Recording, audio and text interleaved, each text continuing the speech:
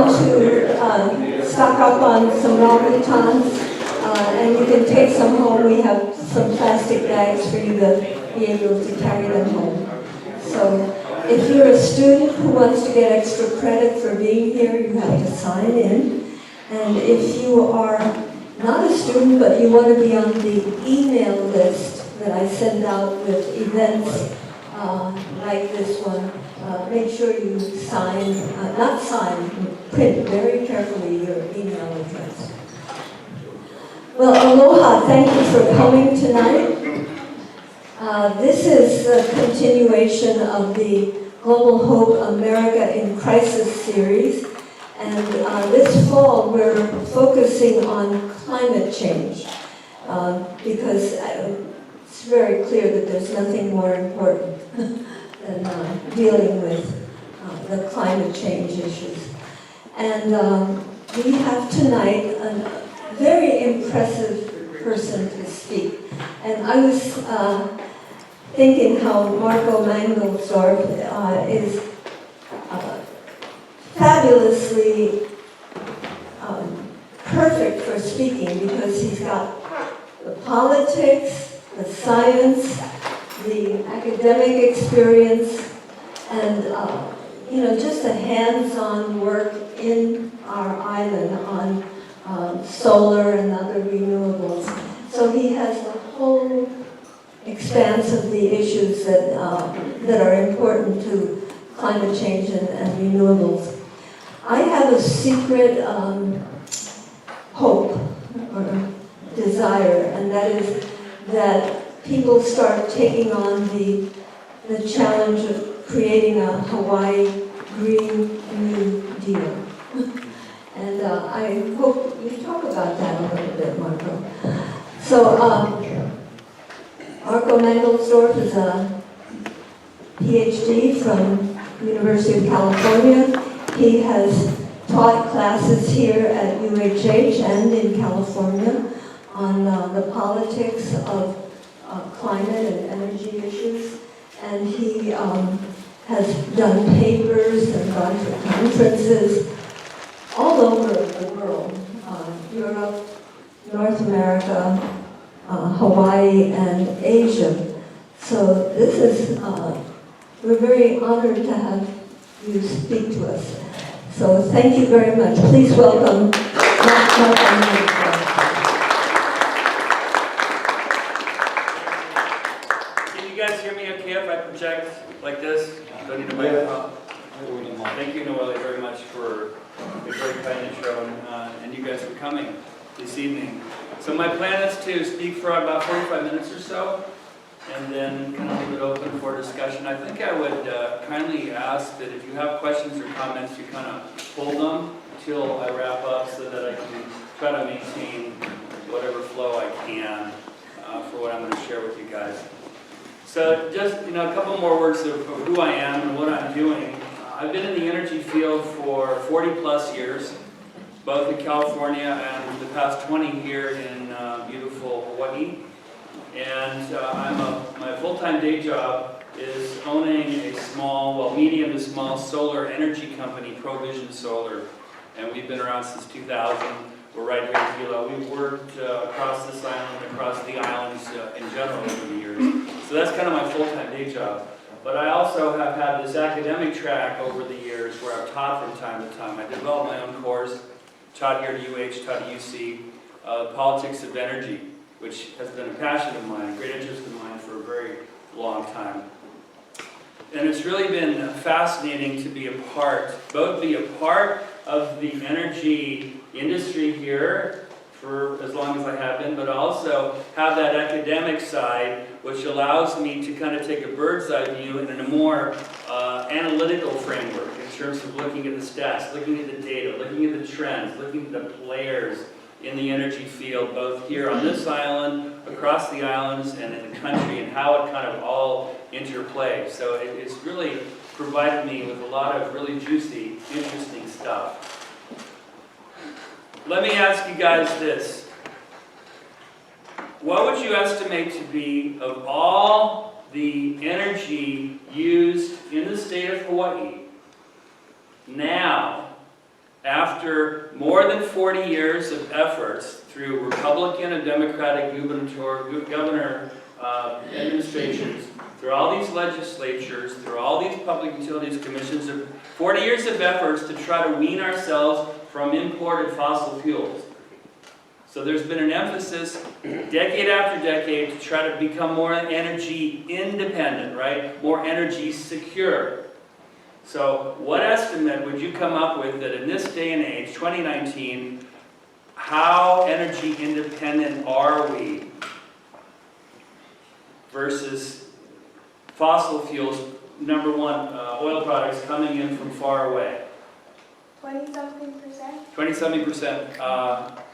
Independent or dependent? Independent. Independent. Or no, dependent. The one like less. So, in other words, we're 80% Yes. self-generator? Okay, that's the other way around. Yes. Okay, any other guesses? You counting cars and gas? Yeah, this is all energy. All energy, yeah. In other words, what's that? 15? Well, you guys are pretty darn close. It's over 83% of all our energy supplies comes from outside the island chain, and it's very largely petroleum.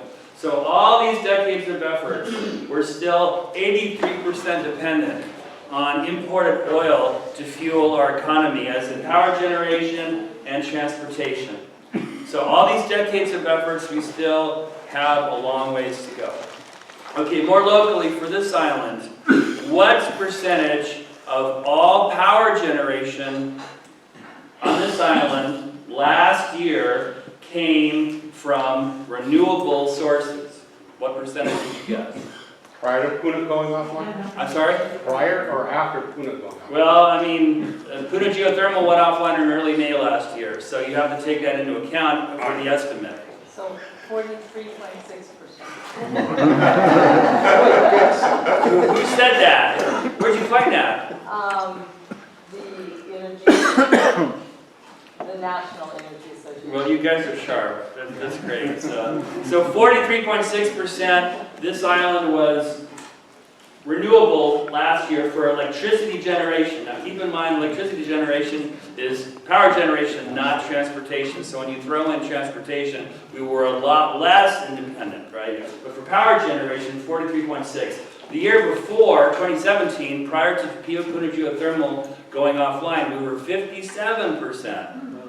And moving towards 60 plus. PGV going offline, big hit. FYI, PGV wants to come back online. They've been spending millions of dollars to come back online. Right now, there's a big question mark about PGV coming back online. It's not going to happen this year, I guarantee it. We only have less than 2 months to go, obviously, in 2019. So, question mark regarding PGV. The Big Island used to be leading the state in all the islands when it came to renewable generation.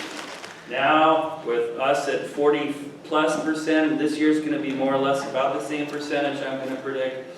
We are being surpassed by Kauai. Kauai will be well over 50% renewable this year, which will, for the first time, have Kauai and my friends in the Kauai Island Utility Co-op be #1 in the state in terms of power generation. Okay, so that's kind of some of the broad overview strokes. Now, by the way, so my plan here is to first talk about energy on this island specifically in terms of power generation, and then I'm going to shift gears to talk about the Hawaii Island Energy Co-op, HIEC, where I am a director for that organization as well. So that's kind of going to be the way I'm going to proceed in the time to come. So if you look at all the power plants on this island, not including rooftop solar, that rooftop solar or distributed energy resources for short is one acronym, DER, or distributed generation. It's the same thing. So not including rooftop solar, which we have somewhere between 11 to 12,000 rooftop solar electric systems on this island. And to get an idea, just kind of on a percentage basis, there are about 84,000 HELCO customers, 84,000 accounts. Now, population being 200,000, that means that for every HELCO account, there is X number of people, let's say 3 people, 4 people per HELCO account. So 84,000 HELCO accounts, roughly 11 or 12,000 of those have rooftop solar. We have one of the highest percentages in this state of people who have solar on their roofs, be it solar thermal, solar water heating, and solar electric. The highest percentage by far in the entire country. And that is something, that's a good thing. So, putting aside rooftop solar, if you look at all the other power generation that is possible here, there's about 290 megawatts total maximum peak output on this island. What's a megawatt? A megawatt is 1,000,000 watts. So don't get too caught up in the megawatt. Just think 290 total megawatts. Of those 290, the peak demand on this island typically takes place when people come home, Pauhana, after school. They start turning on electric loads. And the peak demand is typically around 180 to 190 megawatts. 185 to 190 megawatts, okay?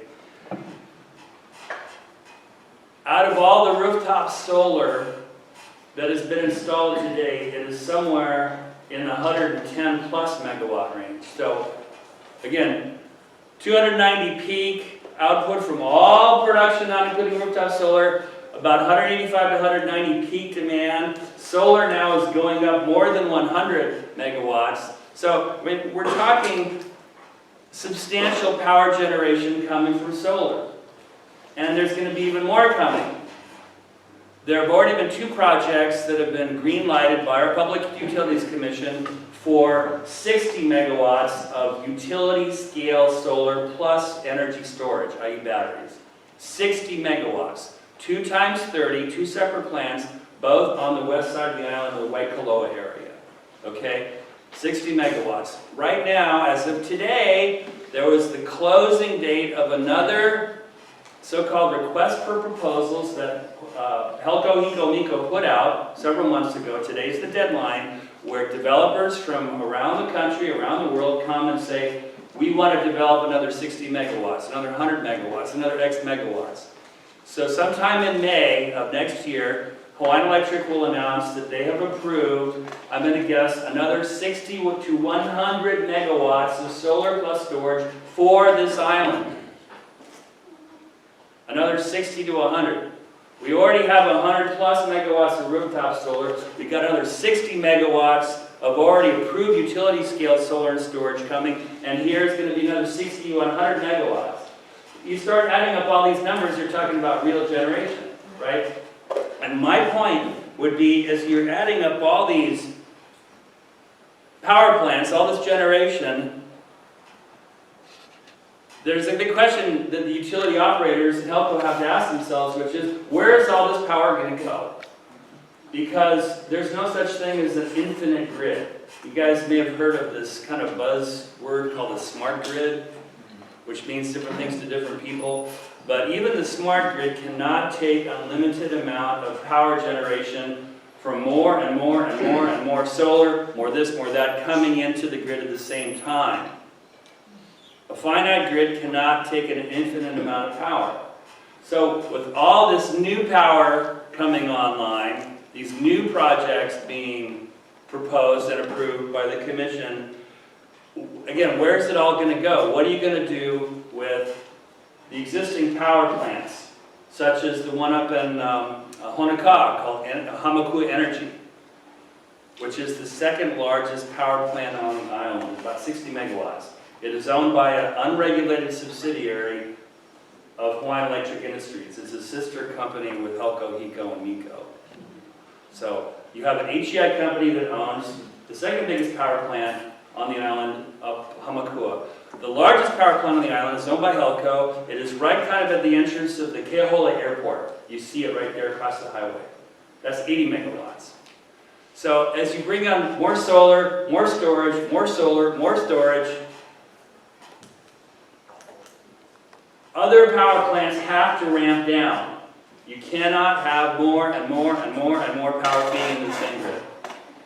So it remains to be seen how HELCO is going to put all this together, because their number one priority is to have a stable grid. The lights stay on. And we are going where few utilities have gone before when it comes to so much renewable energy coming into a finite grid. Now on the mainland, you have the entire mainland, which is interconnected, east to west, north to south. So they don't have the same limitations that we do when our island grids are all self-contained. There's going to be no underwater power cables probably in my lifetime. It's expensive. Who's going to pay for it? So for the decades to come, I do not believe there's going to be a power cable from the Big Island feeding Oahu, or a power cable from Molokai feeding Oahu, or a power cable from Maui feeding Lanai feeding Molokai, and then Oahu. That's not going to happen anytime soon. For the foreseeable future, you have these island grids that are separate, that are islands unto themselves, so to speak, where you can't continue to have more and more and more and more power. So how it's all going to be figured out is it's technical, and it's also extremely political. And we are not at the point where battery storage is cheap enough where you can have so much solar and so much battery storage that you can turn the switch off at Hawaii Energy in Honokaa, turn the switch off at the plant in Ke'ahole. There is a backbone that what I call spinning generation provides to the grid. Spinning generation comes from combusting something, burning something, whether it's oil, naphtha, diesel, hydrogen. Well, hydrogen is a little bit different. Or in the case of the proposed power plant up in Pepekeo, Kuhonua. I don't know if many of you have been following that story, where there's a 20-plus megawatt plant that for years and years was burning the gas, right, which is the refuse from after the sugarcane harvest. And after cane essentially died in the mid-1990s, the power plant operator shifted to using coal. So they were actually burning coal at Pepekeo in what was then Hilo Coast Power Company for about 10 years. Then in 2005, they shut down. The mainland company has, by their accounting, invested $200 million or more to revivify Kuhonua. The person leading that charge is my friend, former colleague Warren Lee, who used to be president of HELCO for many, many years. And I have a aloha for Warren. He came on board to be president of Kuhonua and to try to get across the finish line. And Kuhonua, if it were ever to come online, which I sure as heck hope it does not, if it were to come online, it would burn trees. You guys, I'm sure everybody has driven along Hamakua Coast and saw all those eucalyptus trees on both sides of the highway, right? Going for miles and miles and miles and miles.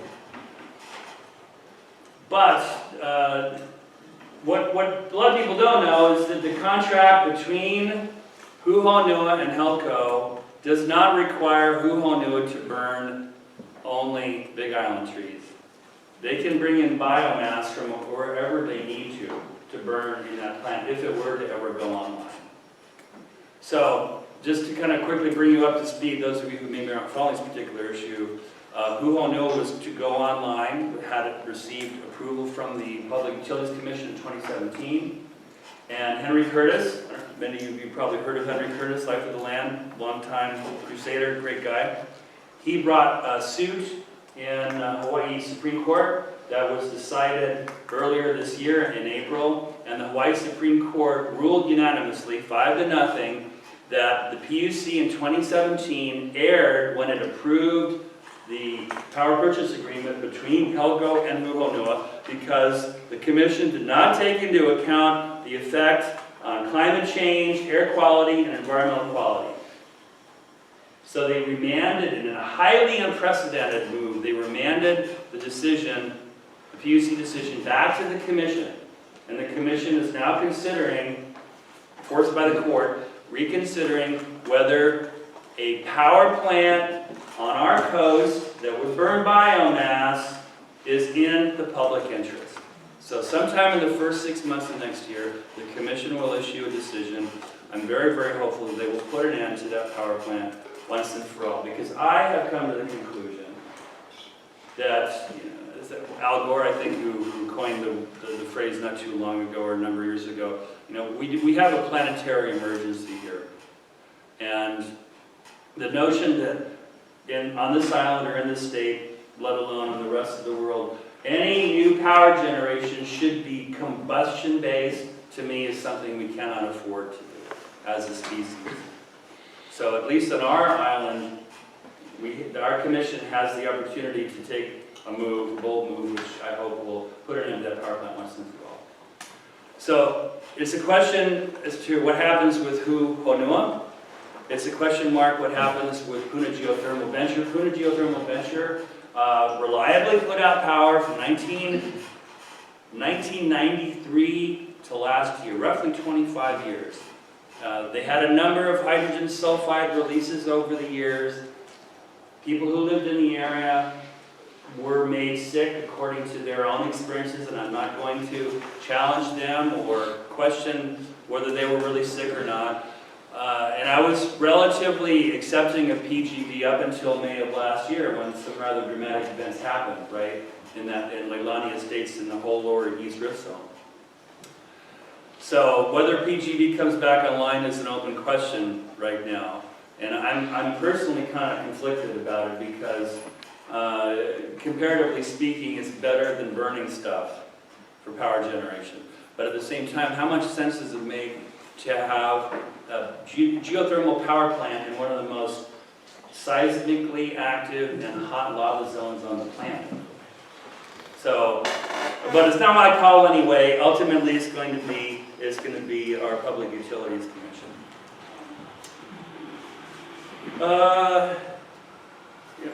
I'll talk a little bit about battery storage because, I mean, it's something that my company does. We're a Tesla energy provider along with a number of others in the state. But Panasonic is involved. You guys are involved for Panasonic, LG, big South Korean multi-company conglomerate.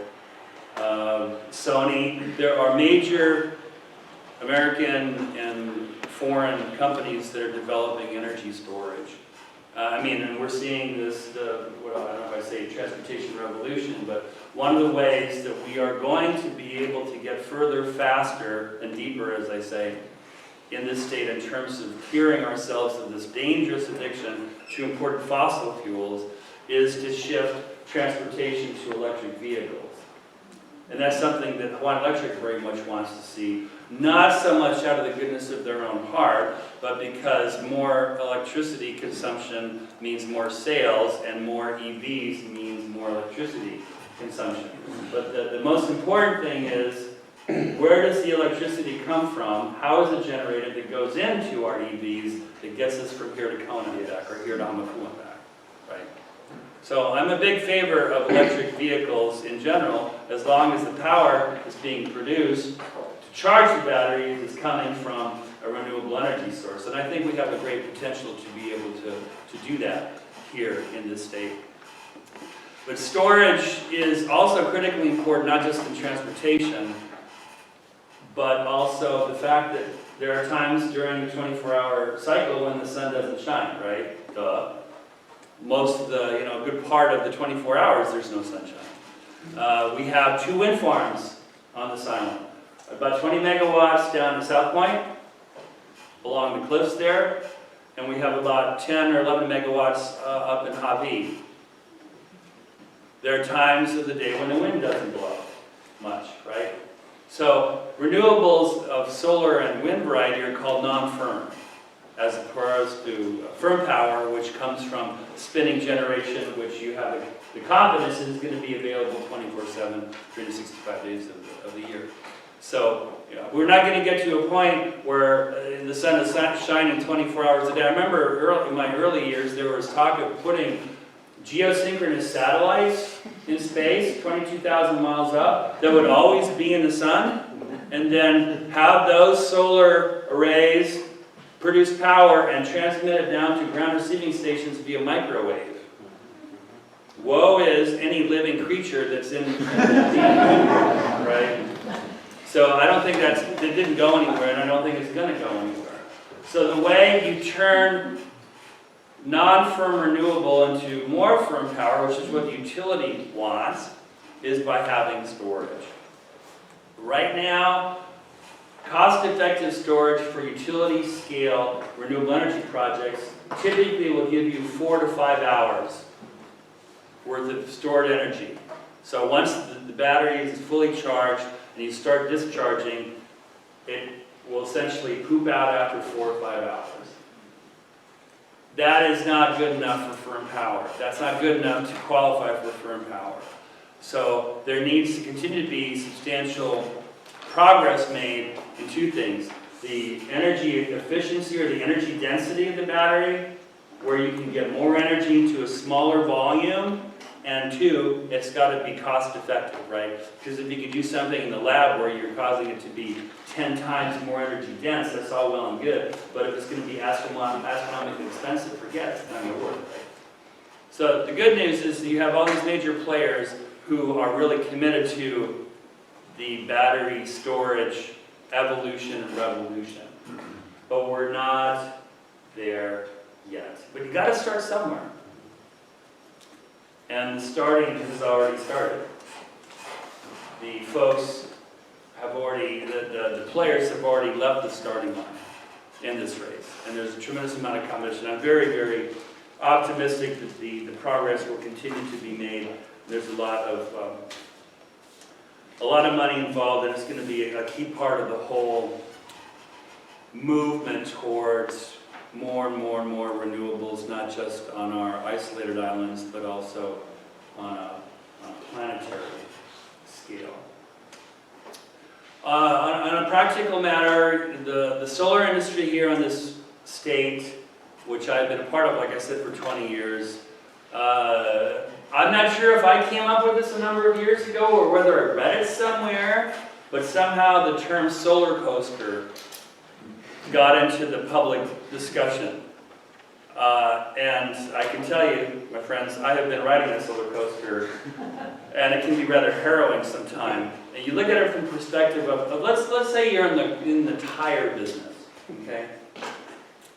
It stands to reason that if you have a given tire store or outlet, your volume is probably going to be pretty steady over the years, because people will need tires, right? Unless you have an Amazon type of company that can just undercut you like crazy in terms of price. But tires are not something that typically UPS or FedEx is going to plop down, at your front door. So there are, kind of big ticket items with their tires, refrigerators, where there's a fair amount of prediction and stability going on in terms of demand. So if you're a business owner, you can have some confidence in the years to come. You're not going to be this in terms of revenue. That is the way it is in the solar business. Very solar coaster-like. Policy-driven. Well, it's policy-driven, and it's also, again, being the analyst that I am, I'd like to try to ferret out, why is this happening, for crying out loud? And there's some reasons I can identify as an analyst that make sense to me, and others I just I'm not sure what's going on here. But one of the things that has been really important for solar over the years, the decades, is that there have been tax credits available, both from the federal government, and give George W. Bush and his administration in 2005 credit for increasing a federal tax credit known as the investment tax credit in 2005 to 30%.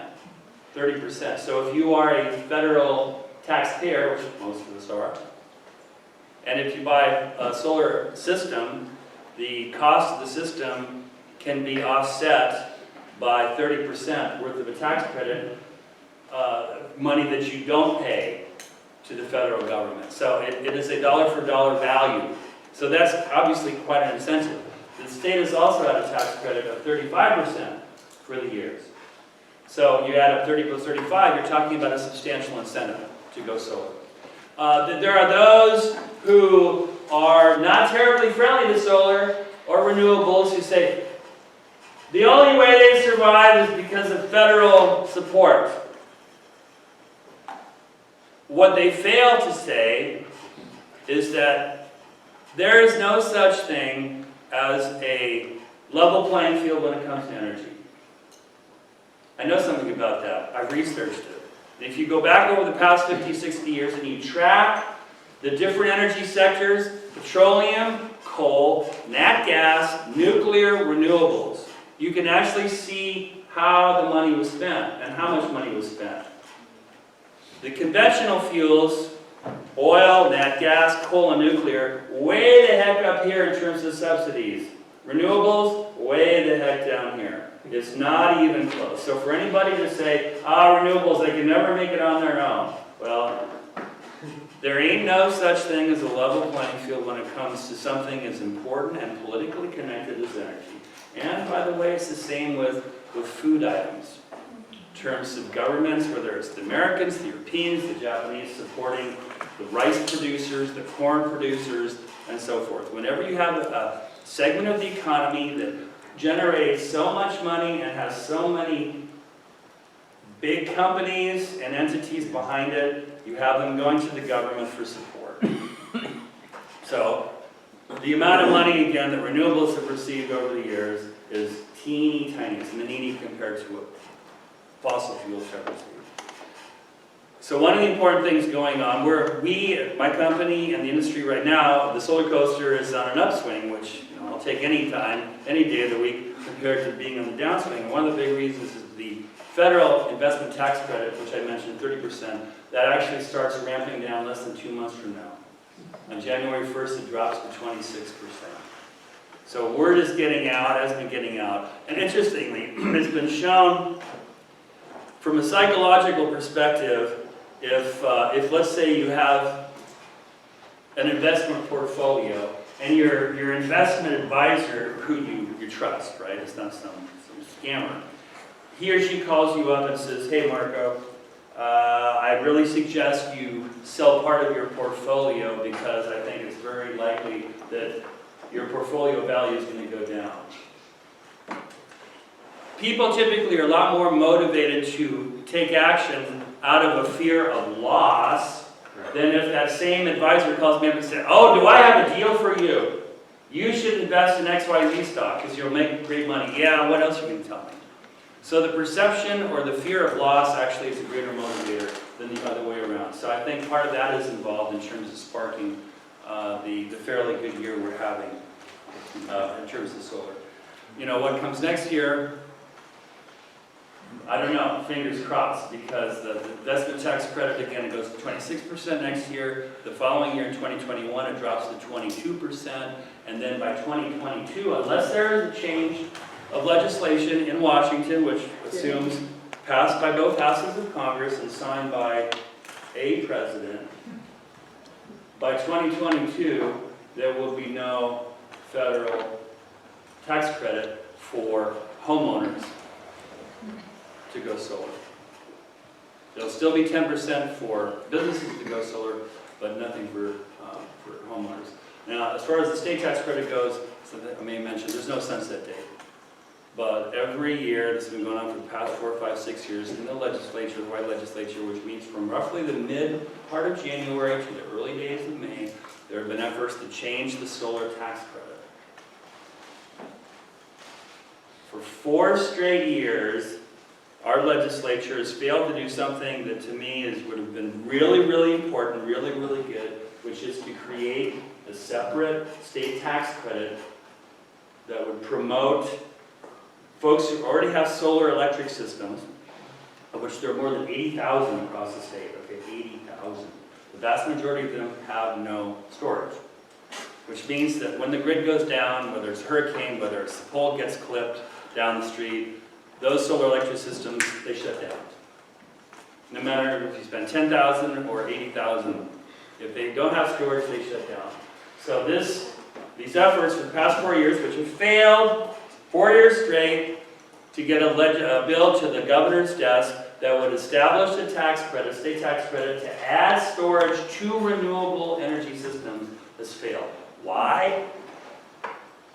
Because of the relative dysfunction in our state legislature, in my opinion, and personalities people who don't get along and can't play nice together at the end of the session, when you have bills, similar bills that passed in one form in the House, one form in the Senate, they go to something called the conference committee, and that's where these particular bills pass for years to die.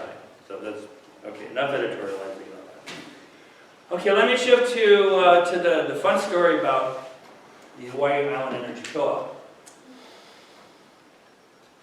A number of you probably have heard the name of the company called NextEra Energy.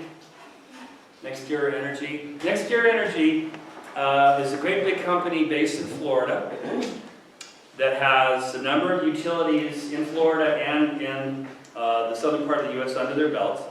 They're definitely one of the major utilities in the U.S. And they entered into a deal to buy Hawaiian Electric Industries. This was announced back in, December 2014, almost 5 years ago. Hawaiian Electric Industries is comprised of 4 different companies: Helco, MECO, HECO, American Savings Bank. Oddball. You have very, very, very few utility holding companies that have a bank in their portfolio, if you look at the rest of the United States. So, NextEra and AGI entered into an agreement for NextEra to buy all of AGI. And it went through a 1.5 year process at our Public Utilities Commission. 21 days of hearings, of which I attended about half of them at Blaisdell. In July of 2016, the PUC, our PUC, which is 3 people by the way, they're all appointed by the governor and confirmed by the Senate, the state Senate. Our PUC thumbs down to NextEra. This was on a Friday the 15th, I think it was. And then on Monday, open a business on the East Coast, NextEra announced publicly, we're done. We're not going to try to appeal. We're out of here. They paid a $90 million breakup fee to Hawaiian Electric. After taxes, Hawaiian Electric made about 60 million of that. They netted 60 million. And since then, Hawaiian Electric has continued as Hawaiian Electric has in the past. The reason I bring this up is because in 2015, early 2015, as those of us in the energy field were digesting this news in early part of the year, we got to thinking, you know, maybe now is the time to see if we can work the magic like the folks on Kauai did in the early 2000s. And when what was then Hawaii Electric, which was owned by an East Coast company, Citizens Communications in Delaware, when they decided they wanted to sell their utility company on Kauai. So they decided they wanted to sell, and the winning bidder was a hui of people who formed in 2001 to buy the utility company there and turned it into a cooperative, which became Hawaii Island Utility Cooperative, KIUC. They purchased and took over in 2002. So KIUC has been the only electric co-op in this state that has been operating for the past 17 years, and in my opinion, doing a very good job. But a number of us, including my friend Richard Ha, Donna was involved as well, decided, you know, if there's ever a time to try to turn Helco into a co-op, now is the time to make that pitch, now that the ownership of Helco, HECO, MECO was in play, right? So we petitioned to the PUC to become an intervener on this docket. Well, what does that mean? So the commission establishes a set of proceedings they call a docket.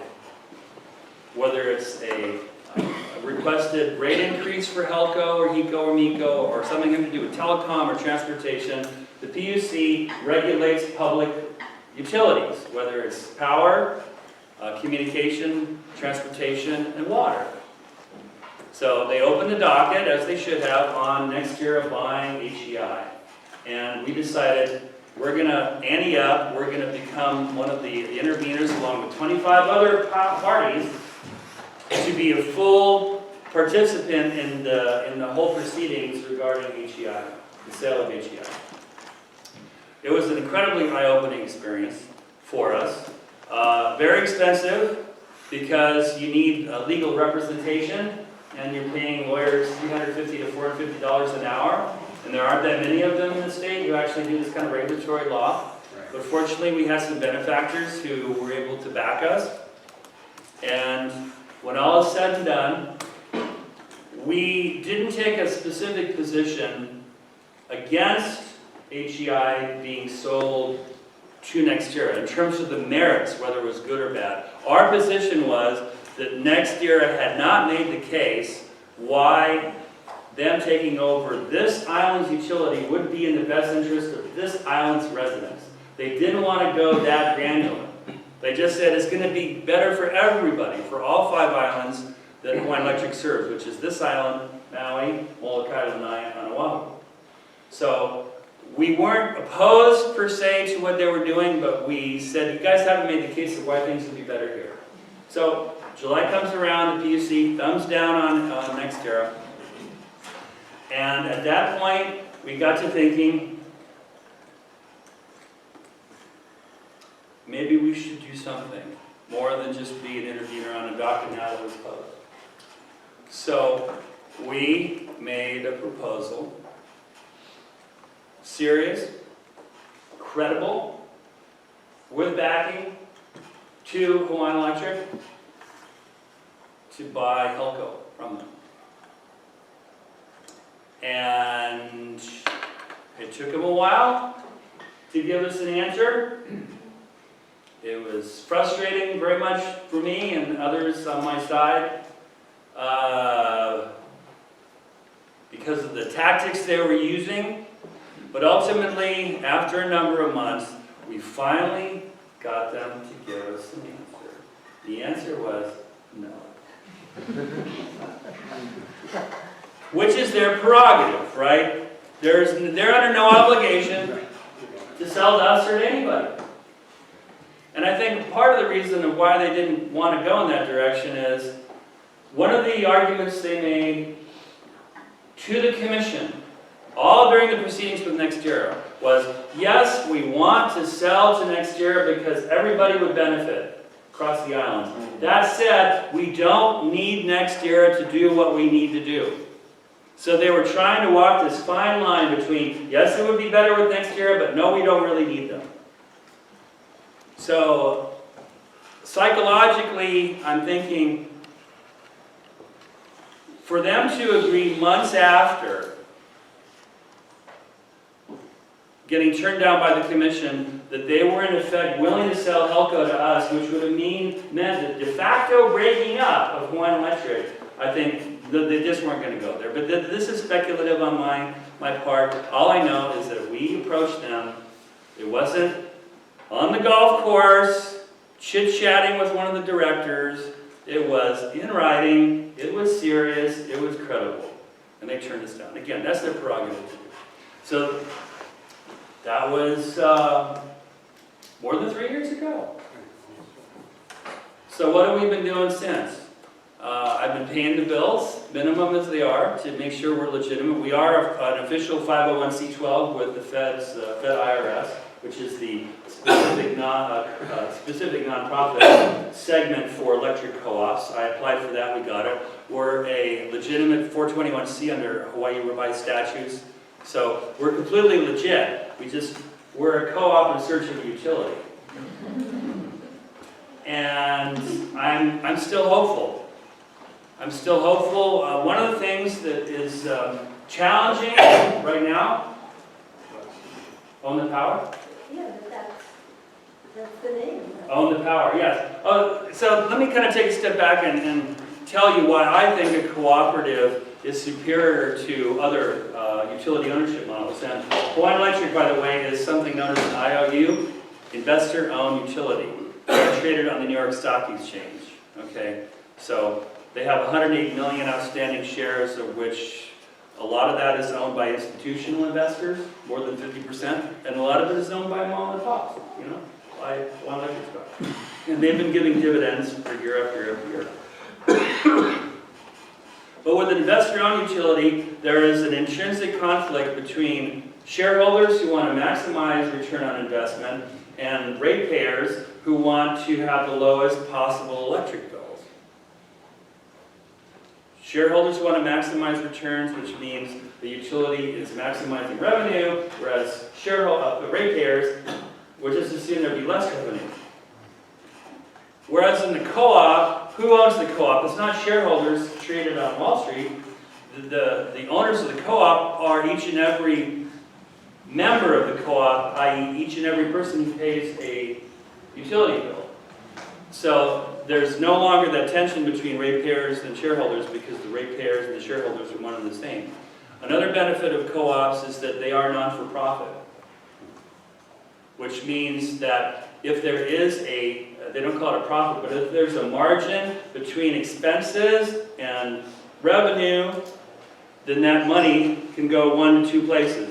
One, it can go to pay the original debt, because KIUC, when it came aboard, it was 100% debt financed. They didn't have somebody with $200 million in the bank saying, I will make this donation for you. It was all debt financed. So they are having to pay back that debt, right? And they are, by the way, ahead of schedule in paying back the debt. So that's one way you can disperse the margin or profit, if you will. The other way is you give it back to the ratepayers. And each and every year, these past years, KIUC has sent a check back to each member. It's not enough to go to Paris, but it's a check you get from the utility company rather than every month you have to send them a check. So that's the benefit of the co-op. Another benefit of the co-op is that the membership votes on the members who are the board. And the board is the entity that oversees the day-to-day, oversight over the day-to-day operations of the actual team that runs the co-op, right? So every year on Kauai, 3 of the 9 board members are up for a vote, and people run, and people win, people lose. So there's accountability, which is another big benefit to me. Not to mention Constance Lau made $5.8 million last year. And it wasn't American Savings Bank that did that. Yeah, Hank is referring to Connie Lau, who's the longtime CEO of AGI, who's one of the most highly compensated execs in the state of Hawaii. I know Connie. I'm actually very fond of Connie, and I don't begrudge her compensation, but you're not going to have compensation of $5 million going to Dave Bissell, who is another very good friend, who's president of KIUC.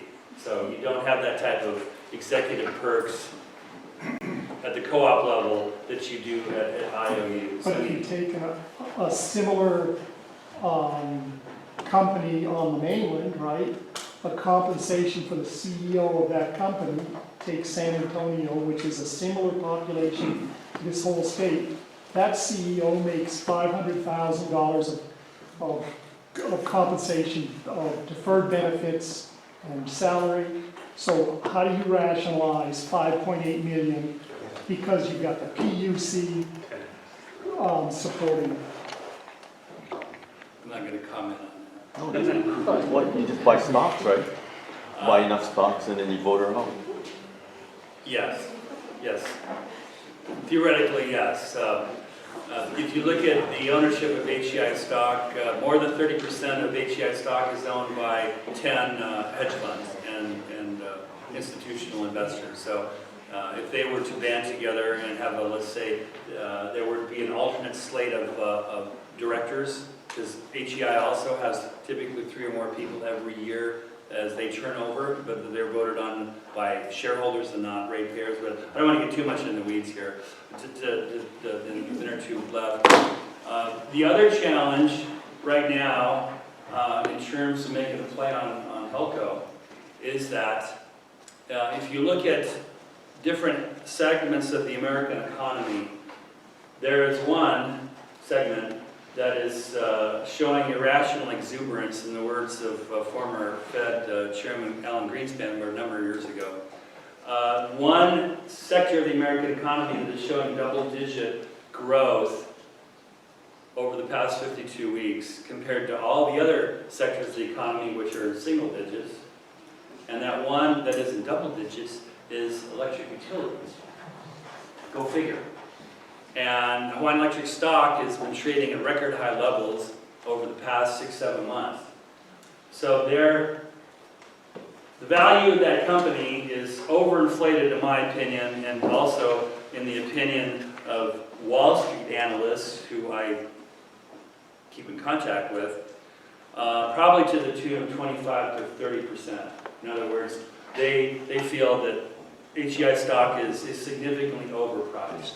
But what that means in the real world is that since AGI is comprised of 4 companies, each of those 4 companies represents an overall percentage of the total market cap of AGI, right? So that means effectively that there is a 25 to 30%, there would be a 25 to 30% premium for the purchase of Helco. If they were interested, if AGI was interested in selling, because the stock price is so high.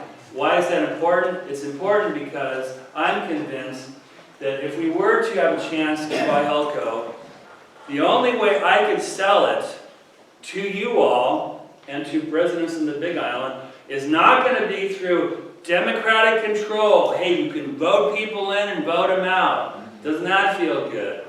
The number one thing that people care about, not who owns the damn utility company.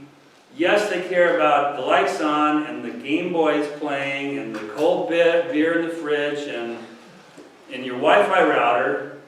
They care about that, but they also care a lot about how much they pay, right?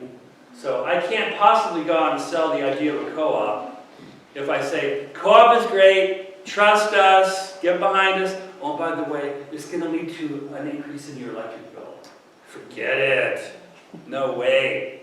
So the more you have to spend, the more we'd have to spend to buy Helco, the greater the debt, right? And the more you have to pay off that debt over time. So there's a point in terms of buying a company like Helco, as far as purchase price, that we cannot go beyond because the debt burden would be such that we would have to raise rates.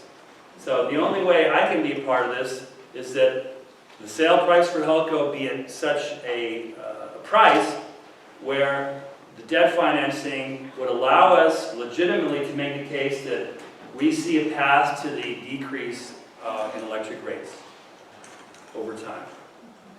So that's kind of where we are now. We're in this bubble where AGI stock is tremendously overpriced.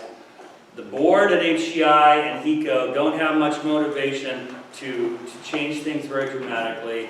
But I'll just finish with this one teaser. There are various institutional investors in AGI stock who have a different vision for that company that I happen to believe is more proactive, more progressive than the current regime. Stay tuned over the next handful of months. Could you elaborate? I'm sorry? Could you elaborate? No.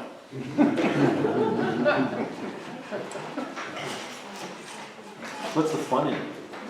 What's the fun? Yeah. Your suspense. You gotta wait. Yeah. Okay, I'm done. Yes, please. Well, I just wondered what's happening on Hawaii? Are there electric bills going down at all? Well, our electric bills across the state are pegged to the price of oil that, of course, goes up and down in the world market. So there is a pass-through that HECO, HELCO, MECO, KIUC have. So the price of oil has been right around $57, $58 a barrel these past months.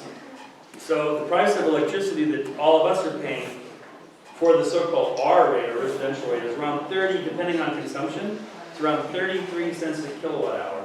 The highest it's ever been goes back to September 2008 when oil was almost $150 a barrel, and it went to 44 cents a kilowatt hour on this island. That's the highest it's ever been. So, yeah, we're still very much dependent on imported fuel to determine the price of electricity that we're having to pay. There was one thing that you pointed out that, I met Marco when we were, my community development task took on the co-op as an issue. And what struck me at that time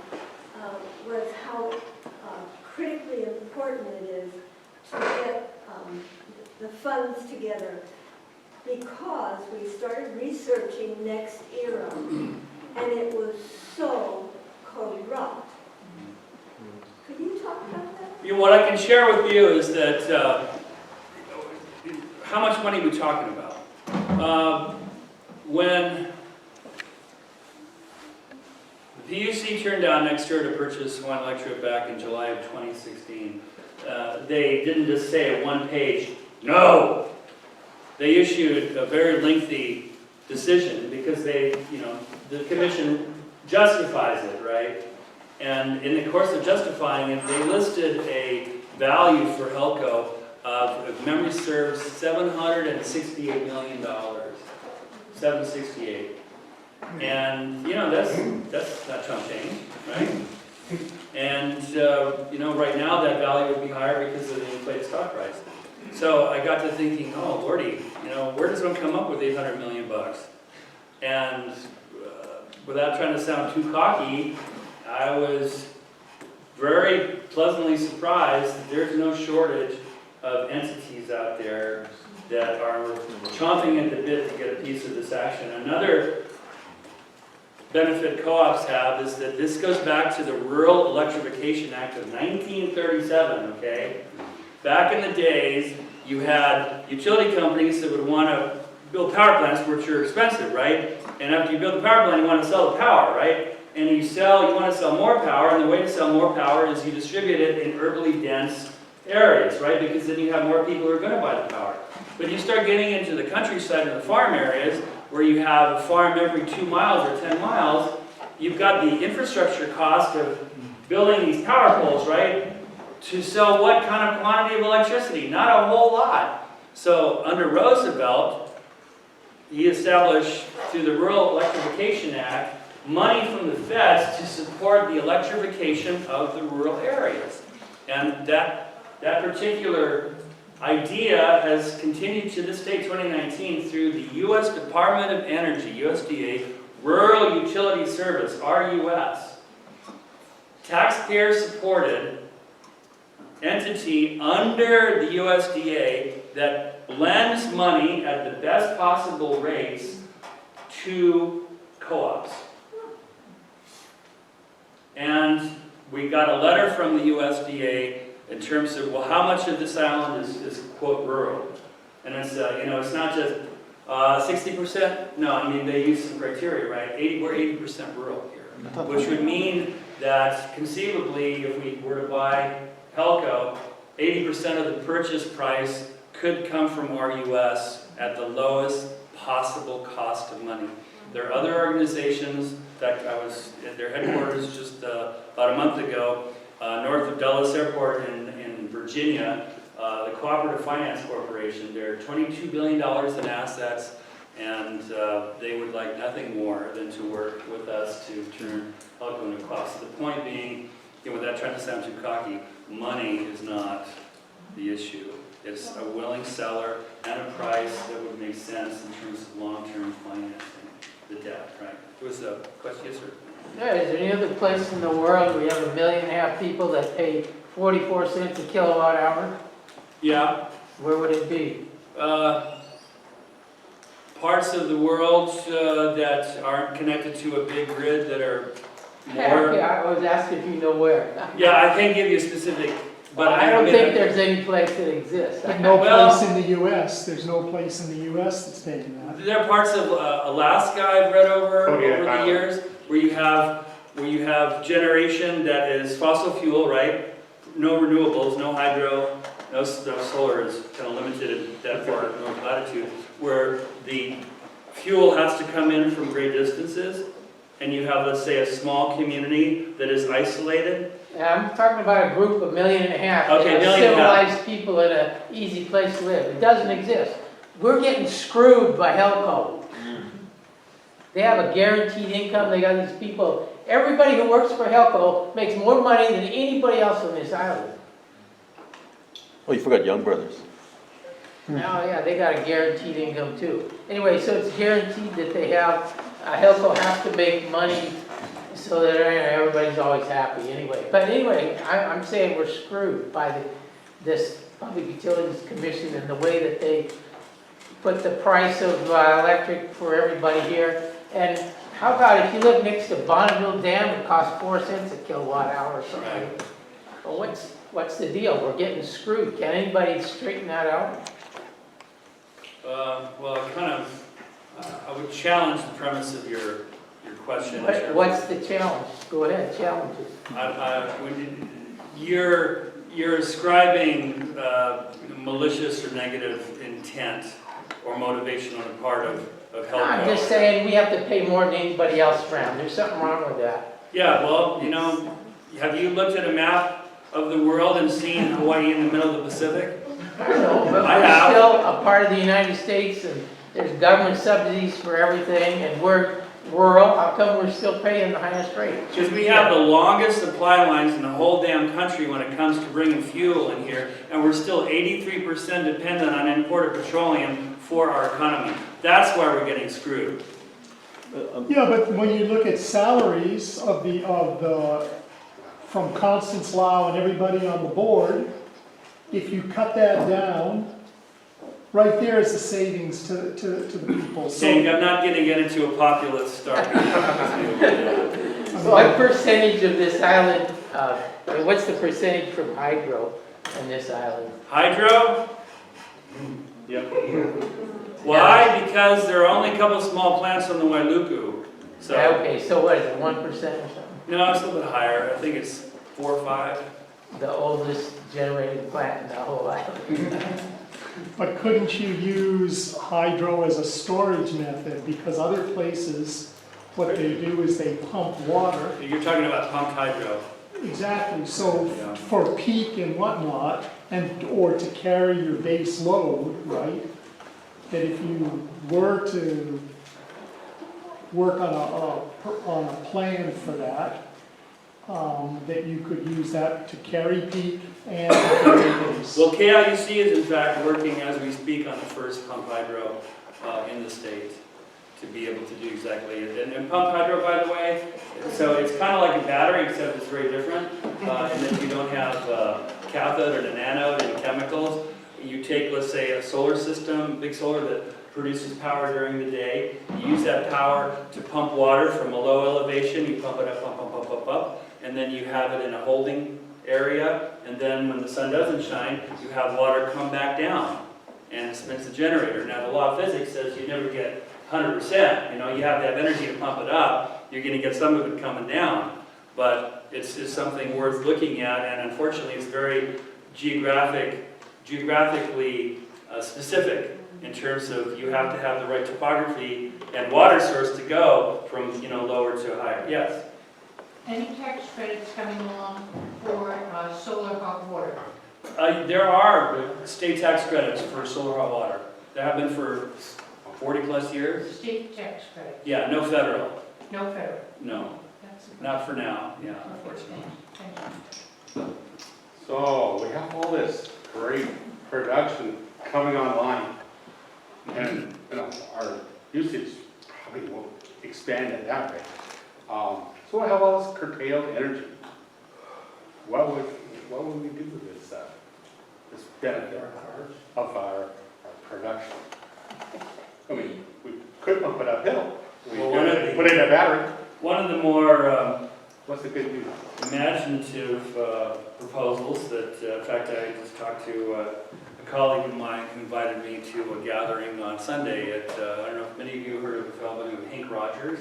Yeah. Hank Rogers. Hank founded Blue Planet Foundation. Good guy, really good guy. And he and those people he works with are enamored of the idea of creating hydrogen in mass quantities. Can we do it at utility, rates that full circle? Whether it's wind or solar, make hydrogen, and then when the sun dips and the wind goes down, we turn the hydrogen back in. I can't say that hydrogen, by the way, it's one of the most, it is the most prevalent element in the universe, or at least the universe as we know it, right? And hydrogen, or H2, you can is a source of energy. And you can put it through a fuel cell. You know, you guys have heard of electric vehicles, right, EVs. There are also things called FCVs, or fuel cell vehicles. Toyota Mirai is one. The Honda Clarity is one. There are going to be more and more FCVs coming out. And you have compressed hydrogen between 5,000 to 10,000 psi in a tank that's within the vehicle. And then the fuel cell, which is kind of the power plant, takes that hydrogen, passes it through almost kind of magic membranes, and that creates energy that provides the propulsion needs for the electric motor. And the only waste product, if you call it that, is water and heat. So the question is, where does the hydrogen come from? How is it made? How expensive is it to make? And you know the molecule for water, right? H2O. So one of the ways you get hydrogen is to electrolyze it. What does that mean? You take water, you pass electric current through it, and it breaks up the molecule into hydrogen and oxygen. So that's one way to do it. Another way to do it is through so-called steam reformation, which is to, actually you can, I'm sorry, I misspoke. You can take natural gas, which is carbon atoms and hydrogen atoms, and with steam you can break up the hydrogen molecule into hydrogen, the hydrocarbon molecule in hydrogen and carbon. So, again, without trying to get too techno, it is possible to produce hydrogen. Hank has an electrolyzer on his property, but he's a rather well-to-do individual, so it's not something you can order at Home Depot, right, to make your own hydrogen. But it can be done, and the challenge for hydrogen is it costs money to develop, to make the hydrogen, right? It'll cost money to store the hydrogen. It'll cost money to transport the hydrogen. It costs money to dispense the hydrogen. You need a whole infrastructure. And what comes first? The infrastructure or the consumption? Or first you have the need, and then you develop the infrastructure. So the supply and demand have to be calibrated. You know, and as an investor, for example, if you want to spend $10 million to establish a hydrogen infrastructure on this island, make the hydrogen from solar, make it from renewables, if you don't have confidence that there are going to be people to buy the hydrogen. And right now, there's not much of a demand for hydrogen. Why? Because there are not that many FCVs. There are no power plants that run on hydrogen. So it's really going to be this careful calibration between supply and demand for hydrogen. But I happen to believe that for this island, given how blessed we are with renewable energy sources, from solar, from wind, that we're the best position in the whole state to be able to establish something of a hydrogen-producing storage, consumption infrastructure on this island. And the generators, the two generators at Keahole, the two generators at Hamakua, are both General Electric LM2500 combustion turbines. They can be converted to running on hydrogen. But picture yourself as Helco or AGI that owns Hamakua. Would you want to convert your power plants to hydrogen, not knowing where it's going to come from and what the cost of the hydrogen is going to be? So it's not just simple, oh, Helco should change them all to hydrogen. Okay, where's the hydrogen going to come from? How much is it going to cost? What's the reliability of the supply? So, when you start getting into the nitty-gritty, it's all well and good to talk about a hydrogen economy and transforming this and transforming that. It's complicated. It's risky. I'm not saying we shouldn't do it, but it is complicated. Yes. A couple of years ago, Keola magazine had a really interesting article on a rancher in the middle of the island that was making hydrogen cells, and the extra electricity, he was doing that with the extra electricity he got during the daytime. Do you know anything that, I didn't see any follow-up on that. When you say rancher, I wonder if that could have been Hank, because Hank has a ranch. It had about 6, 7 pages on it with color photos and Yeah. so on. Yeah. What happened to the hydrogen buses that they brought in? They brought Still 2 working. buses in.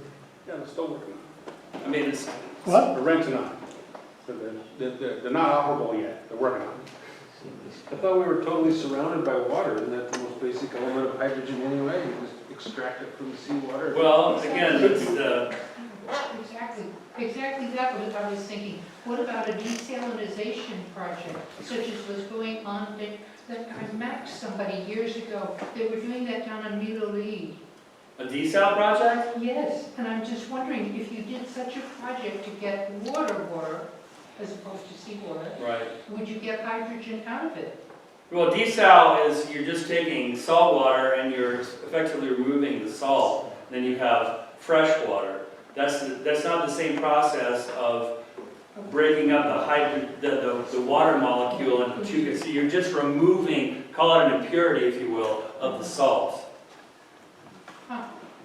Isn't there an issue storing hydrogen in large vessels? That's an engineering project. No, it's not. You just gotta build it. Large That's vessels what- like. All those are no. Yeah, that's All what I was those are no. thinking. It's not an unknown. It's a simple engineering. It's not on it doesn't have a stability issue the way, say, a settling does. Compress it and get it cold enough, it's pretty stable. I heard it can be stored as a solid. Solid? No, I don't think I so. saw a thing one day, yeah, I see all these I little don't think pieces. it's solid. Change the subject. I'm more interested in how many kilowatts of petroleum we're taking off as opposed to how much solar we're putting on. And so I imagine you put on a kilowatt of solar, it's not a one-to-one displacement. And when you give we heard in the beginning, like all the figures in terms of percents, so like 83 dependent or something and 46 independent, but where are we as far as actually, for the different islands, if you're keeping track, how much we're reducing petroleum usage? I don't have an immediate number for you. I mean, one of the ways to ferret that out if you wanted to do some digging is the state Department of Business, Economic Development, and Tourism, also known as DBED. They have an energy office, and they've come up with their Hawaii State Energy Report pretty much year in, year out for the past. Funny, I actually emailed them, and they didn't have the figures, they just have it in percentages from the thing, and they told me to go get it from the federal, the Energy Information Agency? Yeah, Yeah. because it keeps it very hard to get to spreadsheets, hard to. If the public wants to see the co-op happen, is there anything we can do besides wait and read the headline a year from now? You could go to www.hiec.coop.coop. You could get on our, right there, thank you. And you can get on our news list. I mean, we don't have a newsletter right now because there isn't much news, but we're certainly building whatever list so that when we, not if, but when we go live and there's actual a deal to be had, we'll definitely start ringing that bell and asking all comers to get on board. You know, everything is more expensive in Hawaii. Is it more expensive to put in rooftop solar or utility scale solar or wind turbines in Hawaii Absolutely. than it is, and why, and kind of ballpark how much? I think labor costs typically are higher here, I mean, as a contractor. And, the supply lines are longer, obviously. There's a premium on having to bring stuff over by 3,000 miles of ship, if not longer. So we're kind of at a disadvantage there. I mean, FYI, you have utility scale solar plus storage on the mainland is going in at rates as low as 4 or 5 cents a kilowatt hour for a 20-year agreement, let's say, a 20 or 30-year agreement.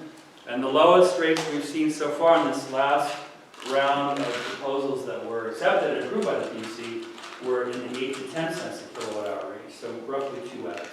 Wow. Now I expect this current RFP round, which ended today, I have to believe that those winners are going to be less, but not, I don't think they're going to be in the 4 to 5 cents range. I think they'll be a penny or two, maybe 6 or 7 for 20 years. And when you say with storage, you mean That's what you're talking, 4 or 5 hours storage Typically, yeah. with, Yeah, but then, which isn't a long time, but at the same time, 4 or 5 years ago, heck, we didn't even have that. no. So the storage is only going to get longer in terms of being able to discharge for 6 hours, 10 hours, and longer as energy density increases and price goes down. But I mean, those are really low prices when you think of the usefulness of electricity. Right. You know, like to run 1,000 watts. I mean, even running 1,000 watts for an hour and pay 33 cents for it. It's a bargain for, it's just like, it's like water. What you pay for it is very cheap compared to the value that you just.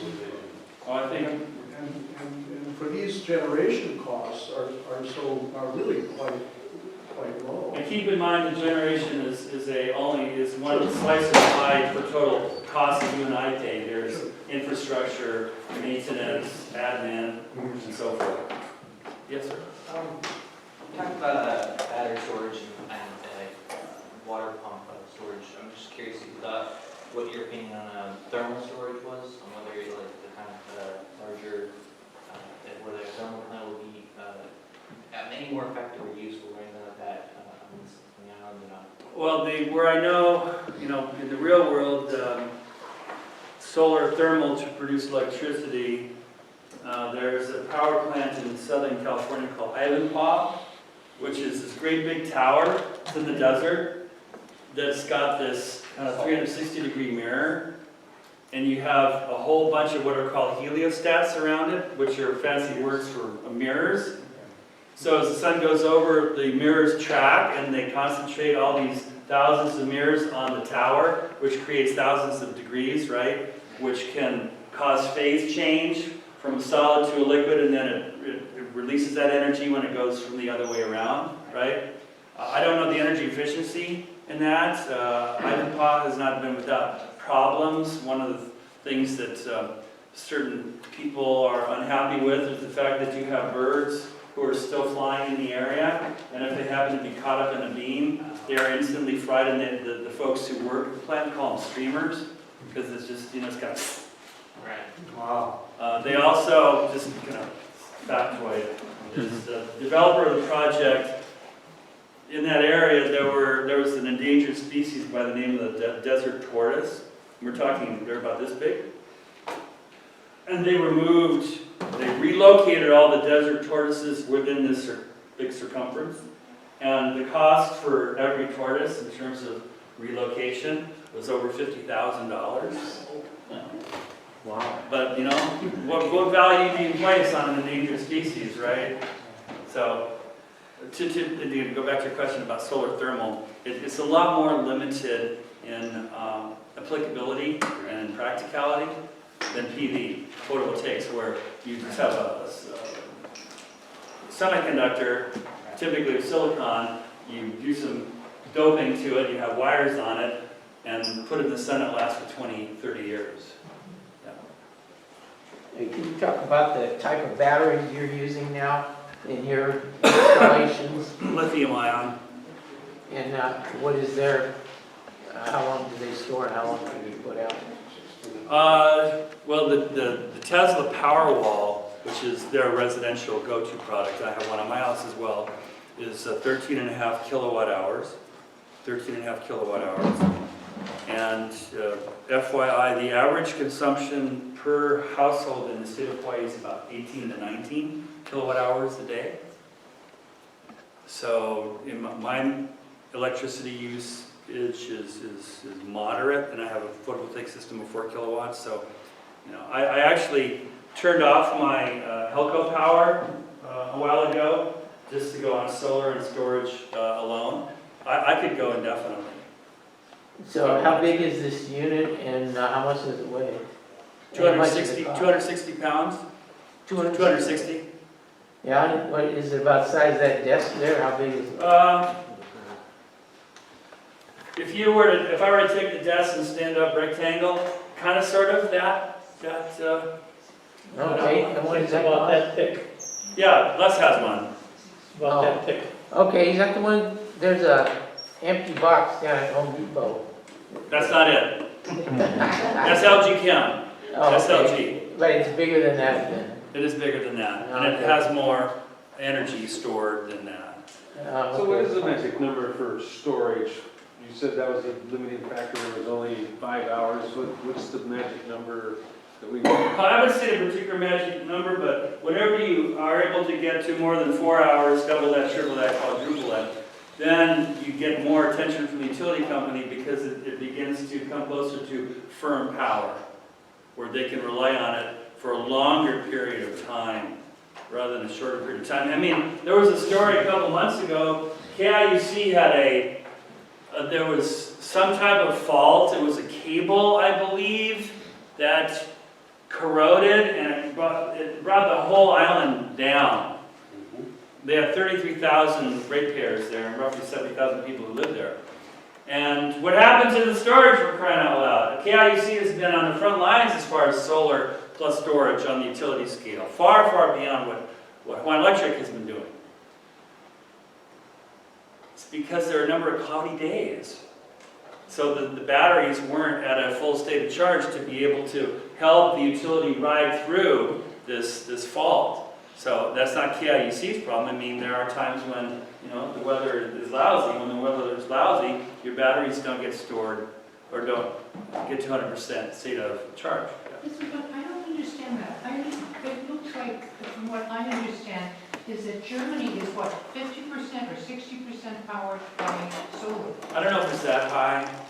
The figures I heard were high. Okay. Okay, and Germany doesn't have our sunshine. So what makes their solar, what do you say, their stuff, their equipment and so forth, firmer, or their production firmer, is the term you're using? Well, they have more solar than we do, but I mean, yes, it's a more northern latitude, but through successive governments, especially the Social Democrats in the 1990s, they put a great value on incentivizing solar big time. Okay, what if you use solar as well as, if you use solar as well as wind power? I'm thinking of when I went to Sicily, everywhere you look there were these windmills. Yeah, well, I'm not against wind, but you guys have been reading the news the past few weeks about demonstrations in North Shore, Kahuku, would be the largest wind turbines in the state. We're talking more than 500 feet, even bigger than the ones, South Point, bigger than the ones already in Kahuku, with the 3 blades that go up more than 500 feet. And you have the folks there who live in the area who said no, even though HECO got all the approvals, approved by the PUC. There were dozens of people arrested. There was an act of substantial maliciousness. Somebody actually cut down the HECO transmission pole, which, now we're talking about putting people's lives at risk when you're talking about big power poles. So I'm not minimizing the unhappiness or legitimacy of their concerns.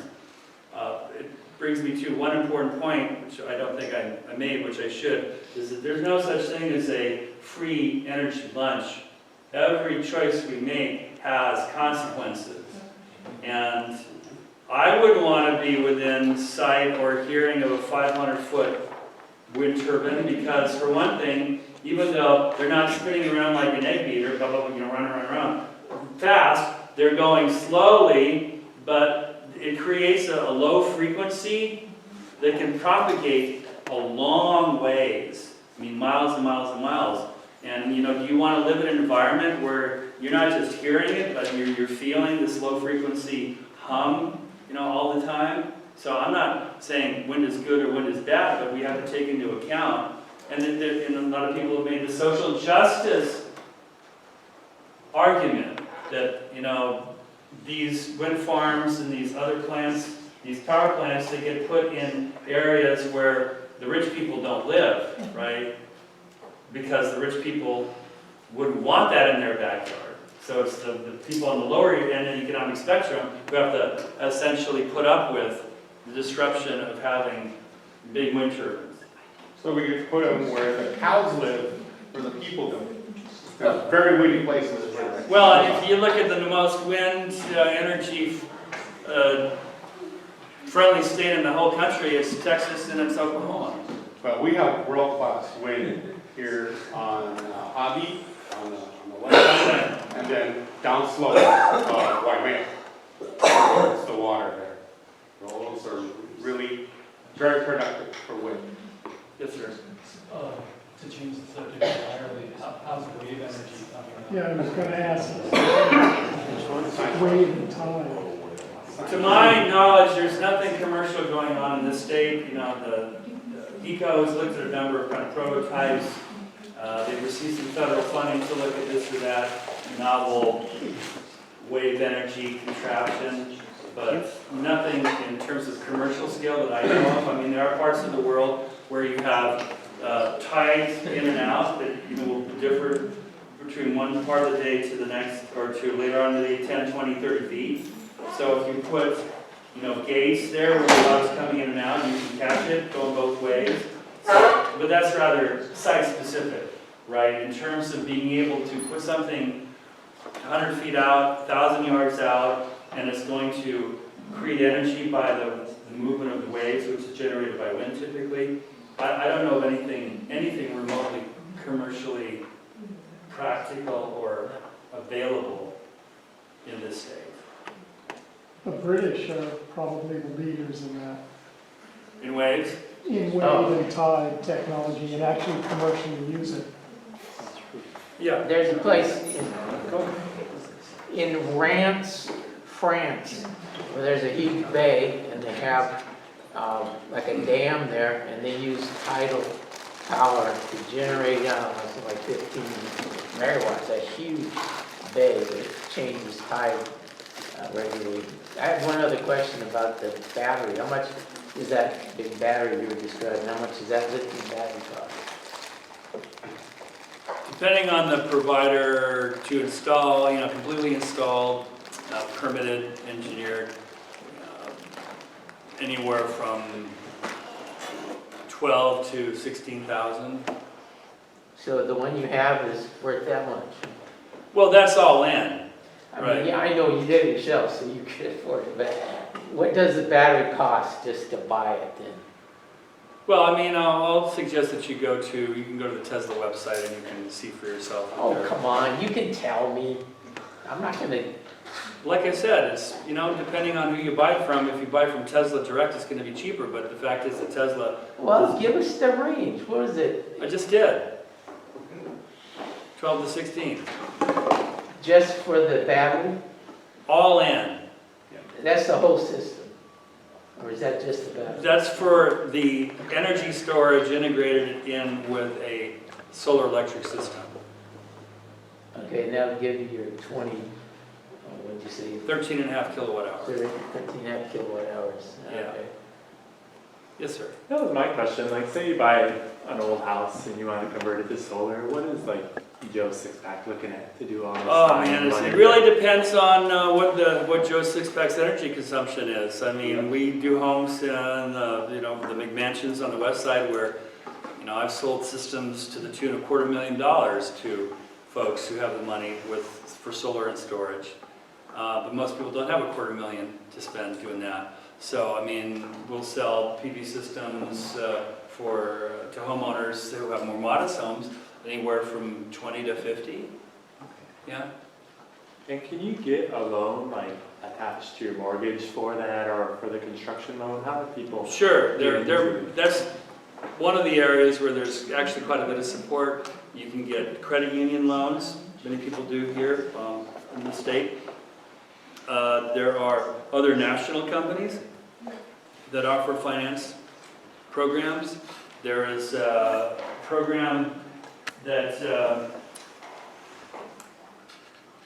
you can actually attach the cost of a photovoltaic system to the mortgage. So yeah, financing typically is readily available. There are a number of avenues for that.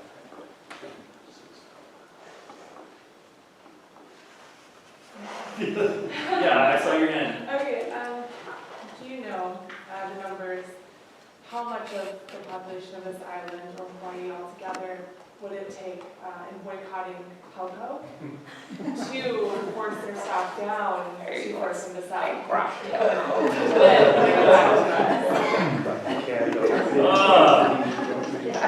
So we're the ones demanding, we're the ones demanding this source of power. We get mad at them all. How to bring down the cost of AGI stock? That sounds like what you're asking. But how much of the population do you think would need to actually boycott or turn to solar? In fact, that's the same thing, to make that happen.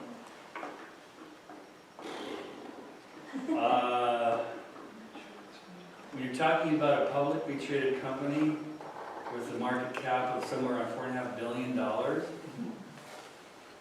where investors like to see stocks going up rather than going down, you know, how would one craft a strategy to try to drive stock price down so that the cost of the utility of Helco would be more cost effective to buy?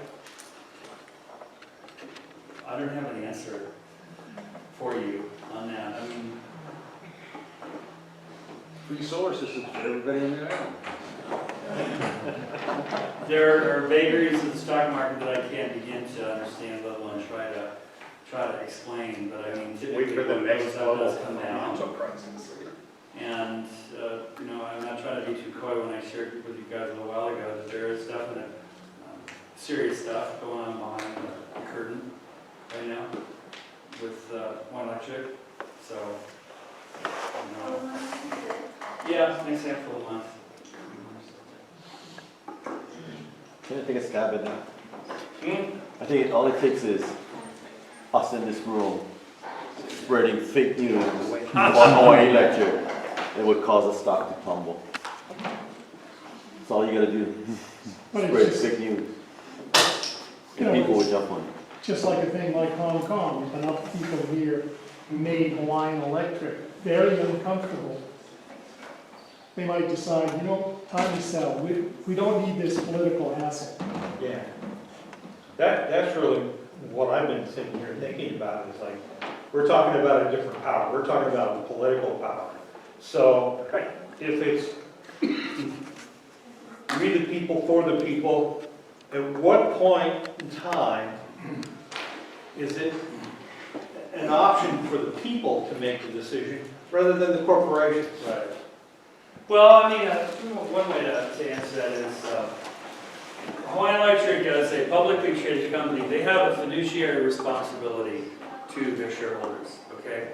So if an entity were to come to them and offer them a credible offer, okay, in writing, $1.2 billion for Helco, that would require them, the board, to go through formal procedure to consider that offer.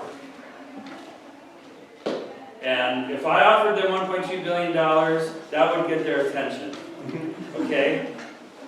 But there's no way, according to our numbers, people who I respect a lot, they know a lot more about this than I do. There's no way that I could get $1.2 billion to work in terms of the debt burden to the co-op. But again, you're talking financial power. I'm talking political power. And are they connected? Who gives Helco the license to operate in the state? Well, Hawaii Electric, Helco is this. Hawaii Electric aren't in the state. The major shareholders are not in the state. They are a publicly regulated monopoly, okay? They are regulated by the Public Utilities Commission most directly, but also regulated by legislative acts that our state government would enact, right?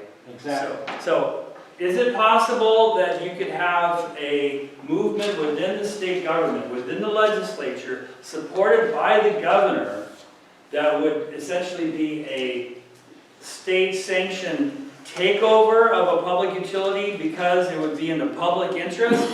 Yes, that is theoretically possible. Is that practically possible? Hell no.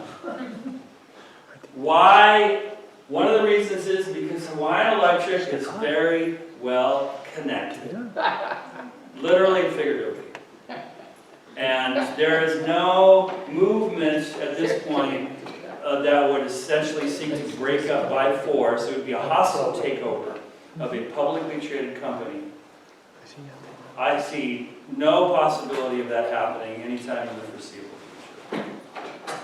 But theoretically, it would be. I mean, any of you keeping up with what's going on in Northern California? I'm in Northern California by native, by birth, and I was there just last week and weeks before then. Pacific Gas and Electric, PG&E, is the largest single utility in the state, 15 million customers, and anywhere in the country. They're huge. They've had problems as of late, right? Massive fires, dozens of people dying. They declared bankruptcy earlier this year. So now you have the mayor of San Jose, Sam Liccardo. This was on the news hour. If you guys want to check it out this evening, interview that William Brand did with Sam Liccardo. Is you have a group of a dozen or so public leaders of states, of municipalities in Northern California who are saying, we should take over PG&E. We should turn it into a co-op. That is not what PG&E wants. PG&E is trying to get their bankruptcy plan through the bankruptcy judge so that the company is kept intact. They do not want to see the company broken up. But who knows whether this co-op idea is going to start picking up. But because I can tell you, anybody who's familiar with Northern California, there's a tremendous amount of rage and hostility towards PG&E these days for good reason. So I see the potential that I have never seen before that PG&E is going to be broken up.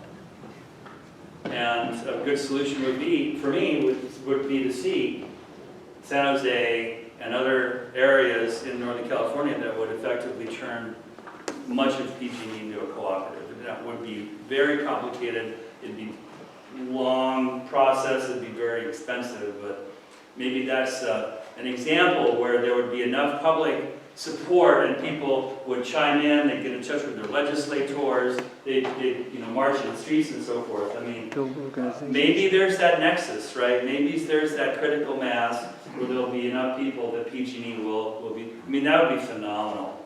Absolutely phenomenal. And I know my co-op friends in Virginia are watching very carefully about what's going on. Yeah. I have an uncle and a cousin, same family, but they worked for PG&E since 1920, I think.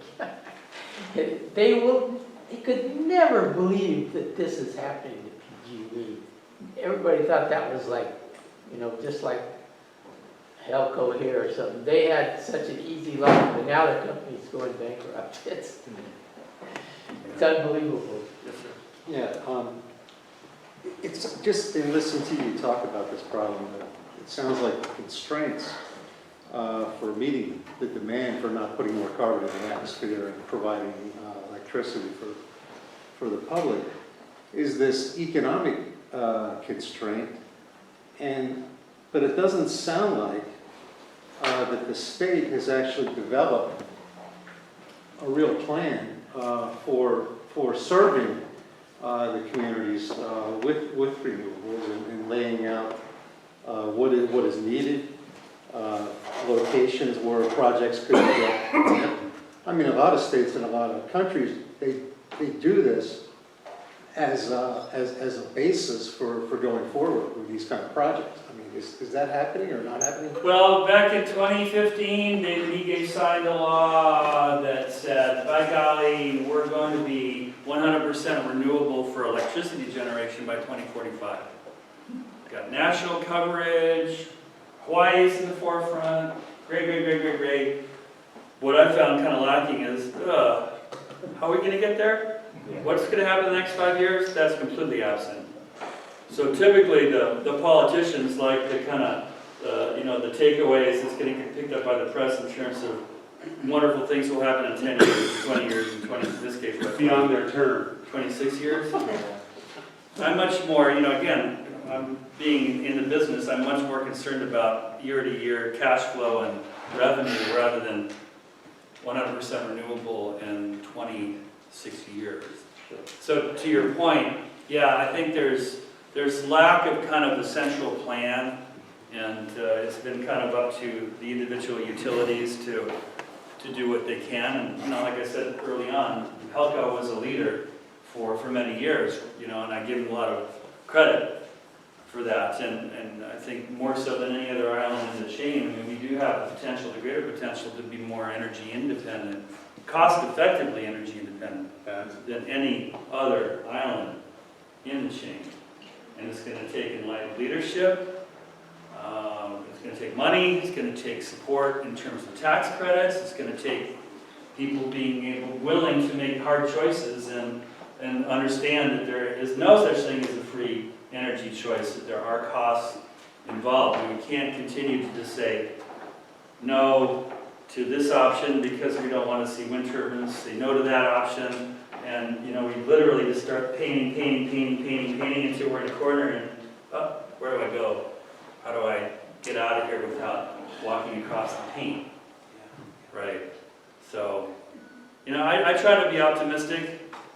Sometimes it's a challenge, but you know, we have tremendous potential here. And you guys heard my good buddy Russell Ruderman last week, and I saw him at the store earlier today, and I always say, you know, kind of give him a gentle push in terms of you're going to be mayor, right? You're going to run for mayor, and to which I don't know if he addressed this with you guys last week. Just interpersonally. Yeah, Russell is ready to take a step back from the political stage because he's, you know, will be completing two terms in the Senate, total 8 years, and I think he wants to have a little bit easier life.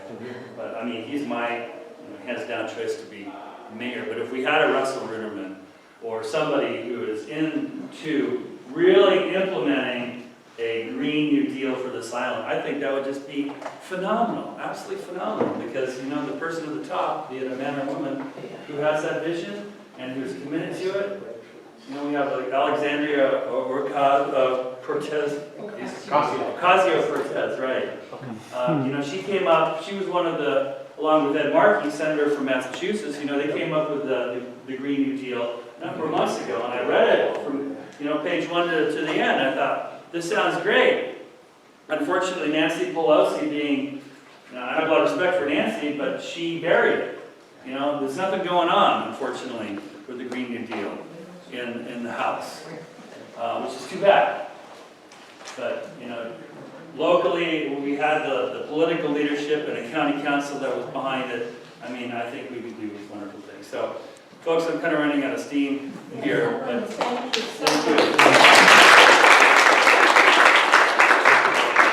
Keep an eye open, guys. There will be more news to come.